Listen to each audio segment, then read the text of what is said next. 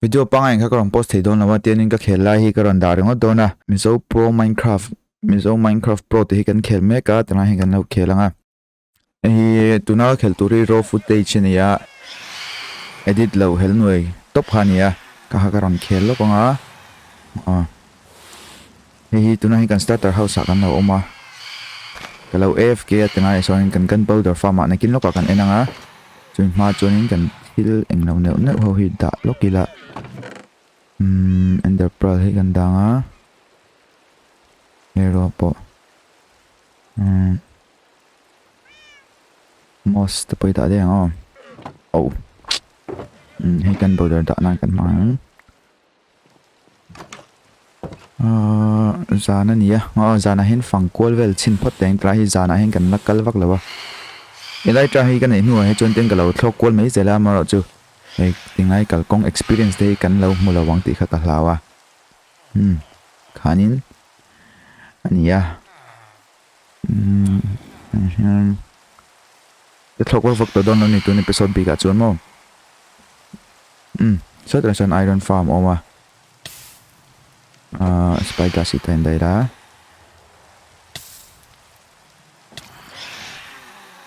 phantom hawin meron be ya kan ting ho ko phantom ania so iron farm ania son iron golem lo spawn chara maro chu tingen spawn lo ti chuanin nuai hianin no khani mai theini iron golem ka box si lo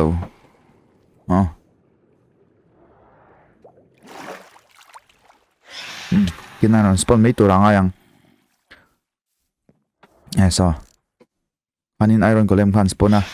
anon tla kha chara kha to viewang phantom ho hi that lo ango man tam em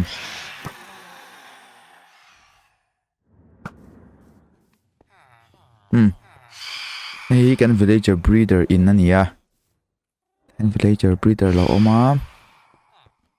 chunin hi kan stone generator ania and stone kan lo chara chunin hi kan munga kan silk ta chi netherite pickaxe kan nei to amara chu kan mega base kan sakna vela khanin kan lo ti chepal lo maya netherite pickaxe kan zong lenga netherite kan mine la don ni ai phantom va tam be poi lo ngo phantom min bring hi kan mo cho lom one nice phun var va phantom ho chon miron be ta lo tura ngai potila than lo thlok vel ve mi seng so yang kanin ei silta speed exim netherite pickaxe kan sim le dona so van chon tana hian kan hi creeper farm ania creeper farm ju kan endu chonin kan thlok thei ei chu hi creeper farm ania balloon angin kalau siama ta hian ki ta hian kalau fk chara daka rukuvel ka fk kan en chinang hetla hianin ting sa ti kan neya ting sa thian TNT kan siamanga kan dang hi gunpowder hi kan mo cho dona TNT siamna khanin kan mo dona tuna tan chunin chun rocket siamna te pokhan tangkai tu ka gunpowder hi circle box ni hi ka la dona hi ola tapoy kan la telang TNT tham ta kan siamanga netherite kan mine le lokang đây đầu té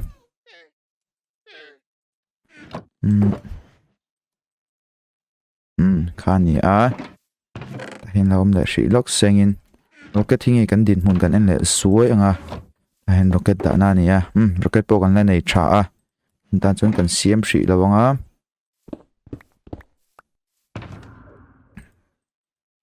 khanin sen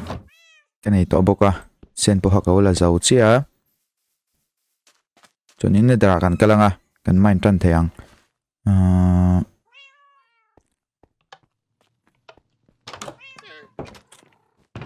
light source kan da lukang keng kim to khat chun ka shi a cho hi kan mamo bel do na han cho mem golden carrot kan dua cho ta kan farm mi ha kan la lok meng sa na lo lan is sui very vezan chu ai chu nan don tran ta a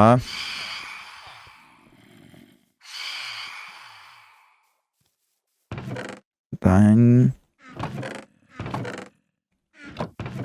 cho lấy lok ang itra hen chon zuara mi te po hen an zuaren ka share you know ma'am hello hi tang ak lo ka le me ang ai cho ko lấy đùa thì bao nè point kan lấy nghe thank you chuan in TNT kan siam lo kong ta han siam meng TNT kan siam anga sen kan nei trau to boka ta hen dai la sen hi pahnih kan nei a pahnih em chu manangai don lova han om sengin gunpowder hi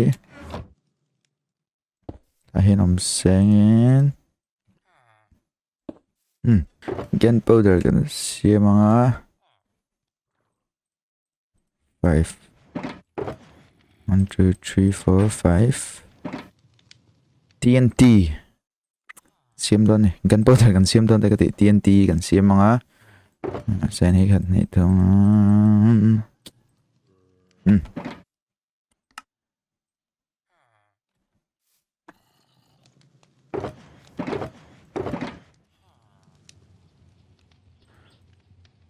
circle box khát chi cần mang á cho nên mình box chứ cần mang xì đâu mấy đòn nè tầm view đòn thôi cái gì à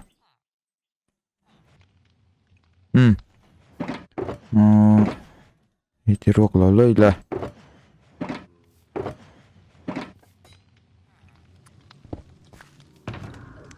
mình đã phải trần thế á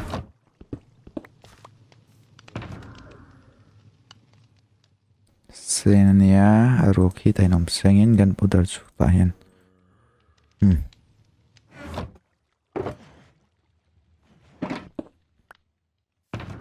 TNT kan nei to ngo kan nei sa hian ching lại lok tang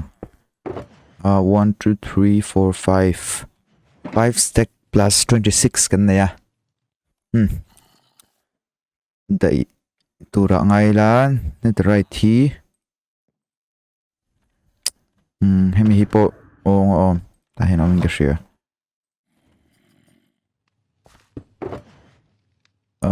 không hề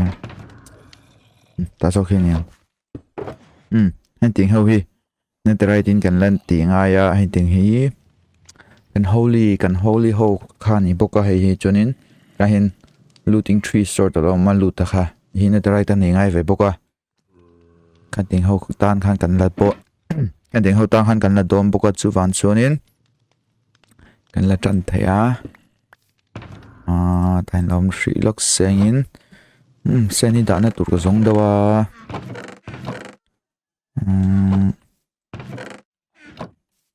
chế số mình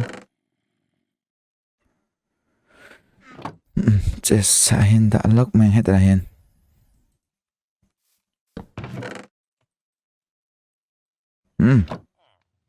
khanin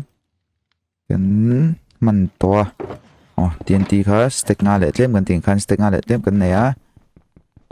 kan halanga netherite kan mine don ne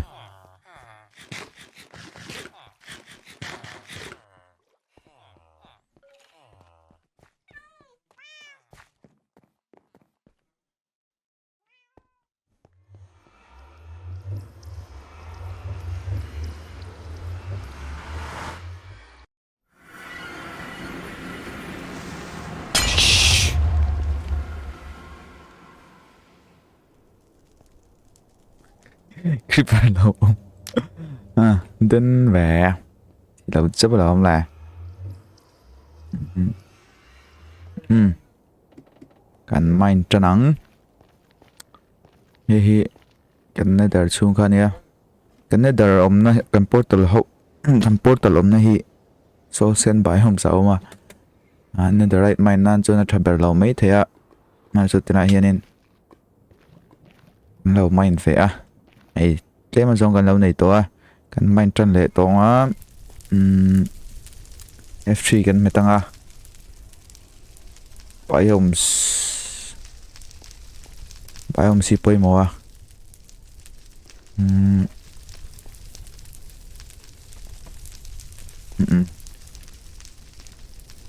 Yên nhỉ à.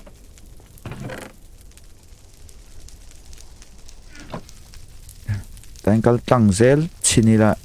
thui tak tangkal nuwa khanin nether waste kan duwa nether waste biomes kha kan hu mai tu ra ngai la nether waste biome si lai nom bera ai sol sena chonin soil te sen te ting kha oma basalt te kha oma tin ti lai nan chona thawak lawa hi chang kan lo mai na khani a F3 kat metanga nether waste su ni ya ai lampang hi nether waste la ni zelem kan en chinang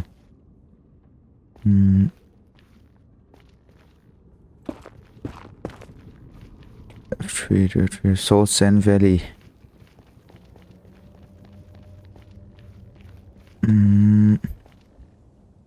hi F3 nether waste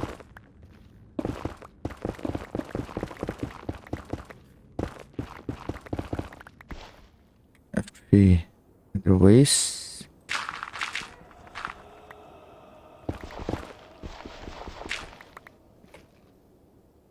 Salt Sand Valley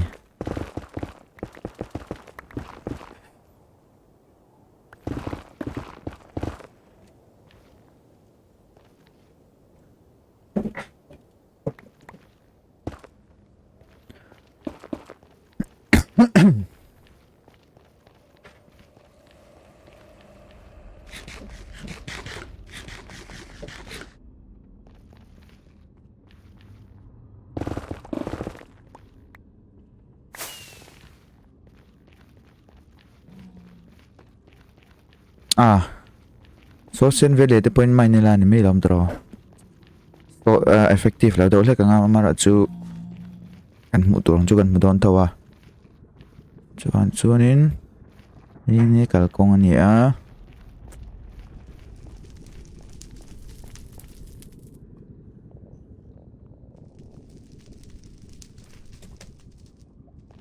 kan lo mine to boka kal ma the tila mình cần mine đó nè cần lâu hay cần mong hay cần lâu mine nó to còn cho nên lâu có đậu rule to boka khum mang ten tiếng han cần tia mà là chú chabera cần chết ta cả cho nên tụi nó tan chọn TNT hi nè sửa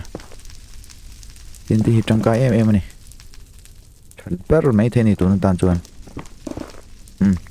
hiện nên cần lại ngã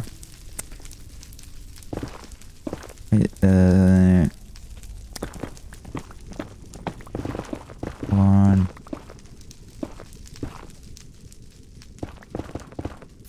damn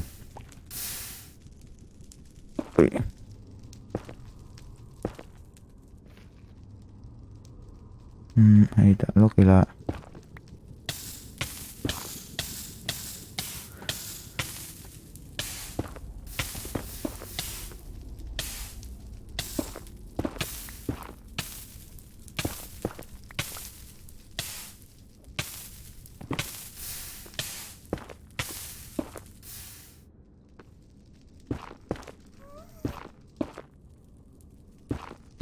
F3 cái này 13 à, còn mà 13 thì chút to cái video tụi nó xí à, health thì năng cái lava ha, nghe lava là tăng lực tục, lại thu xin đã gan, chúng lại xí lâu lốc mày là, gold ter oi chu kan langa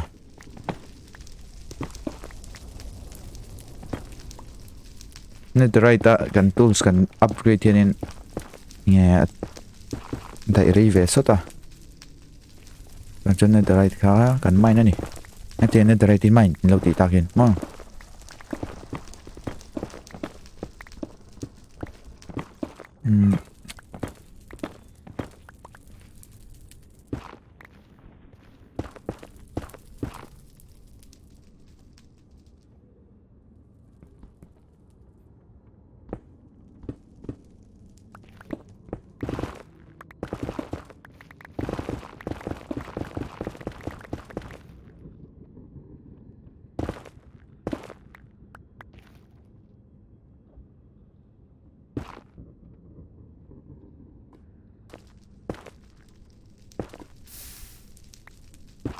lava va tam ve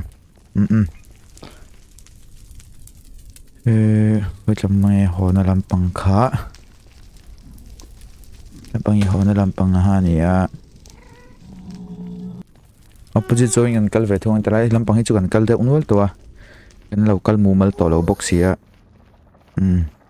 chuan opposite join an kal de yang kan kal de ang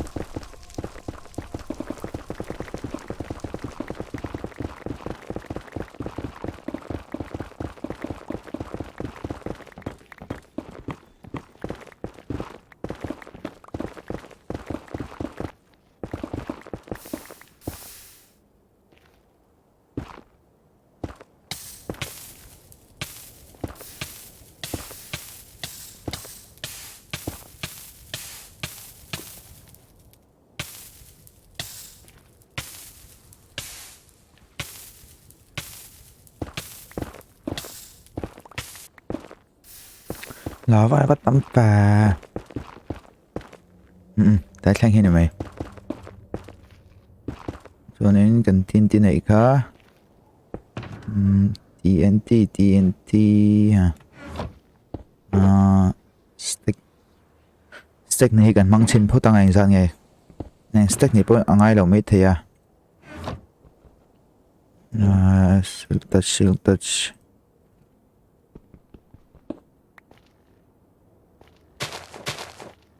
em pan hi kan man chan chu ka te lava pool kha bom dar deuh seng kan tua ani khat ne thum ason lokela kat ne thum lina velang zela hin da ka tuma mar chu ka chin che thlap thlap thei don lawa tinga bek pain ka ta me nga ting vela ha no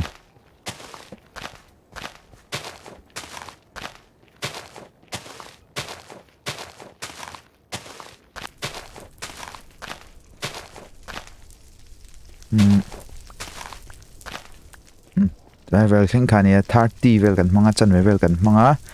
kan hal chinang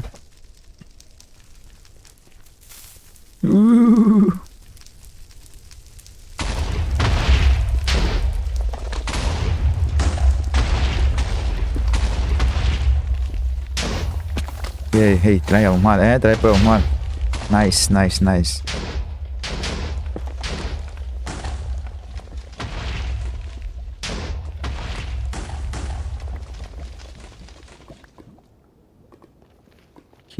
khi try pe ông mà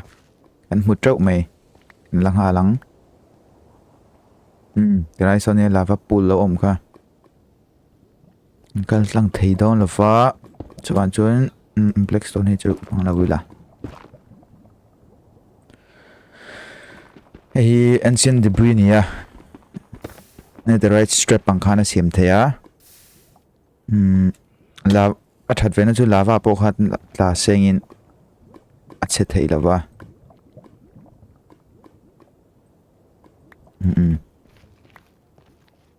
nga hey hi lava hen kan da pon ana cha thei lawa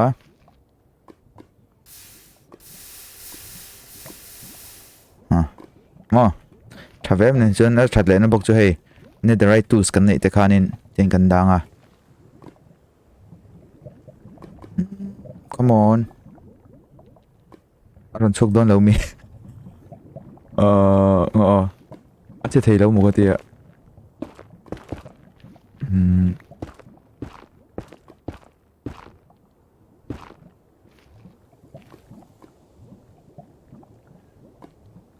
sẽ thấy lâu hay lâu lên để tôi này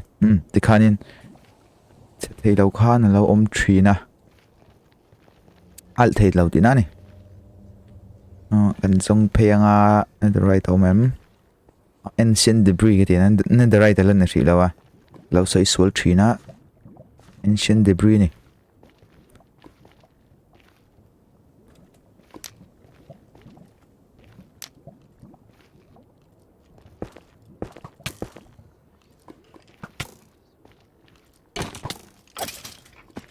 รู้สึกthấy lâu về rồi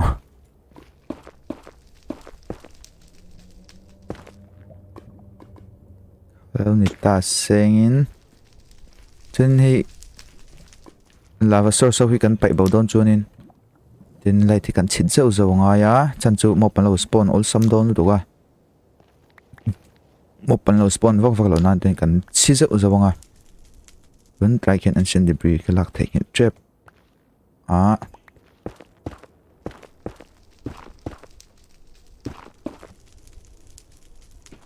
ปทุมเท่าให้ปะปทุมให้วางตั้มบราปลีนี่ไงเชียอมไทยกันจริงจีเวนังดองครับมั้งออร์เวนังค่ะคุ้มมาแล้วเลยไอ้เห็นปัจนี่มา ancient debris ให้ตัวนั้นก็ไม่น่าจะ13 15ชาวเวลาแต่ก็ไม่ตั้งไปมาจูจุงลำปังอ่ะพอเห็นมันไม่เทีย nether roof ไหนเดี๋ยวพอหันมอ ancient debris ขัดเองขนาดอมเวทีอ่ะจริง nether หน่วยอ่ะนี่แค่เราพอเห็นเอาน้ำเทียนี่ค่าเราหนิตา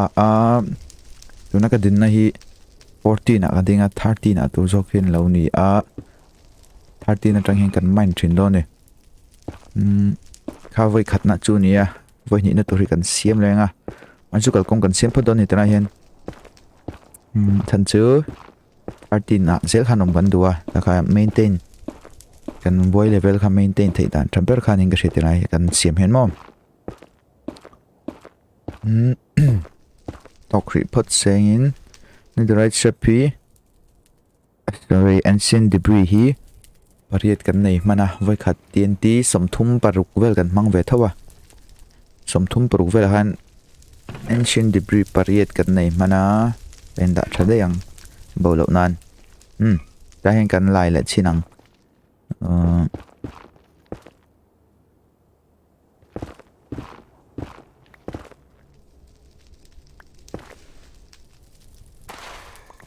ไม่กันลายนะ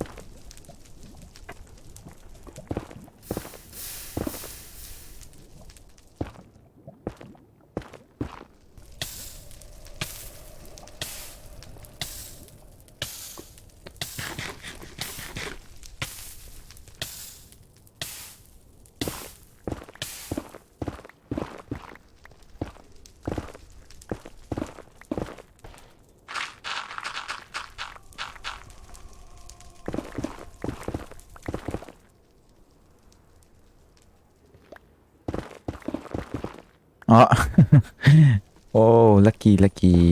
ice 1 2 very lucky boy let's do this ต้องเวลตัวง่ายแต่เห็นTNTกันด่าเลยนะนี่ที่ผมสัดชู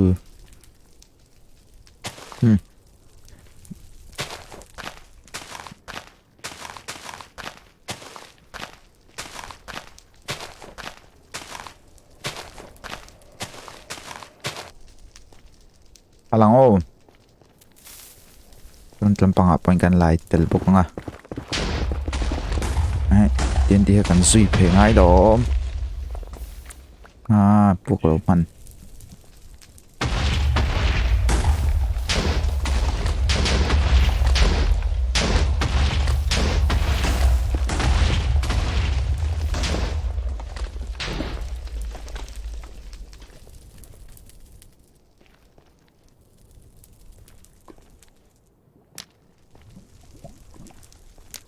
ai flame mom to lo tak thal poi thara lom le phim khuranga ya hi thế đấy ang ka chứ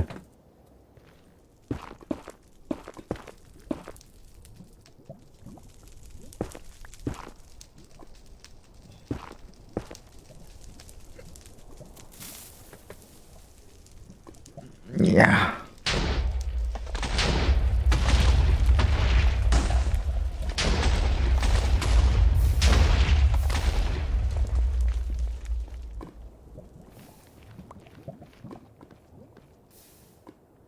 Kita hier um geschrieben hat. Đây lâu tuấn trùm xôm lâu mì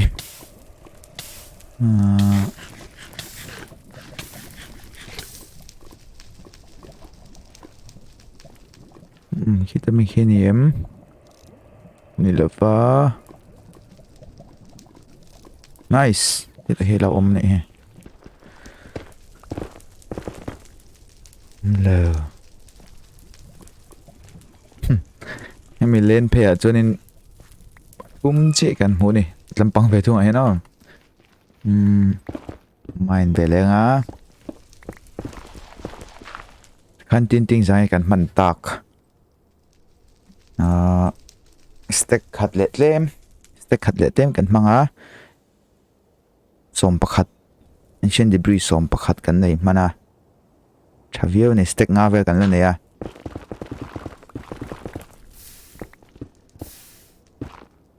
gold thi kan ma mo trộn don boka ancient debris này hai combine in netherite này thế chẳng cái lu tu này gold boy mà chu gold farm kan này ni kina kan lên kan gold farm de po an gold farm hanin gold tam ta ko ma tami te po kan la mai the ni gold chu mấy bốc đợt mấy ai khăn tên cái là mấy này tụi nó mấy chú mong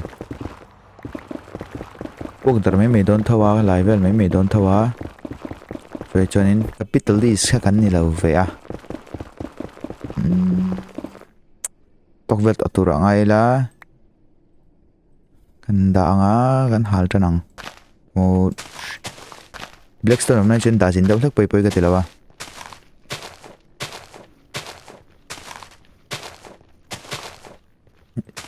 roll chon ni lova al thea kan hal le ang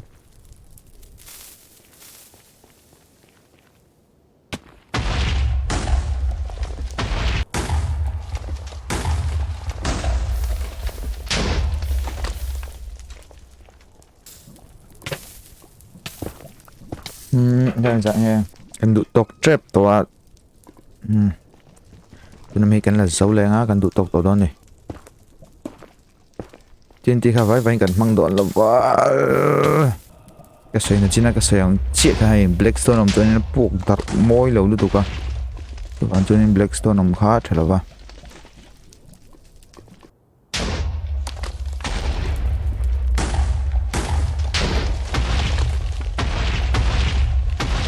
bên ông á